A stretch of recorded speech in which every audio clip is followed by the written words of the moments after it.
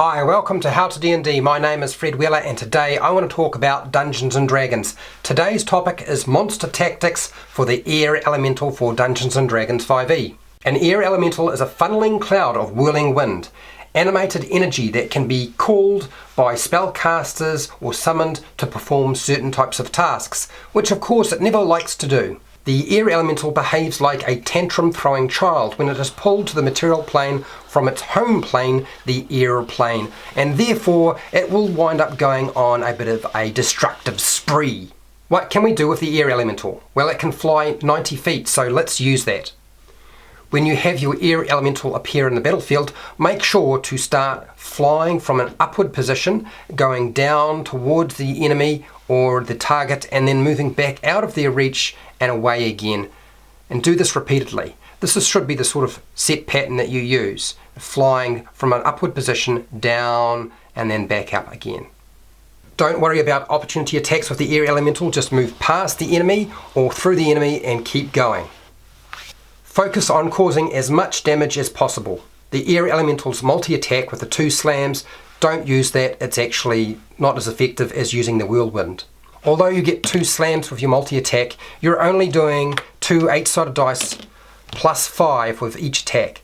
Whirlwind is your main monster attack. You want to use that as often as possible. It will recharge by rolling a 6-sided dice. As long as you get a 4, 5 or 6 at the beginning of your turn, you can use it again. What you want to do is move down and through the enemy, trying to get as many of the characters as possible at the same time. So go for the bunches. Can the whirlwind ability only be used by staying in a creature's space or a number of creatures' spaces at the same time? So move through as many creatures' spaces as you possibly can. When it comes to a large group or party, make sure you apply the whirlwind and move through every single one of them.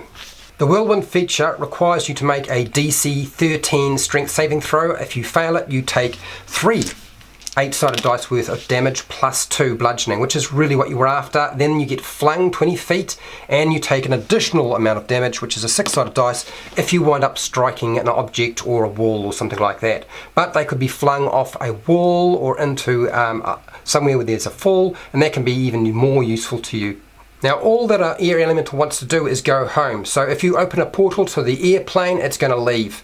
An elemental of the air wants to always be in motion or moving, so don't leave them standing in one place. Aim for groups of creatures or items or objects.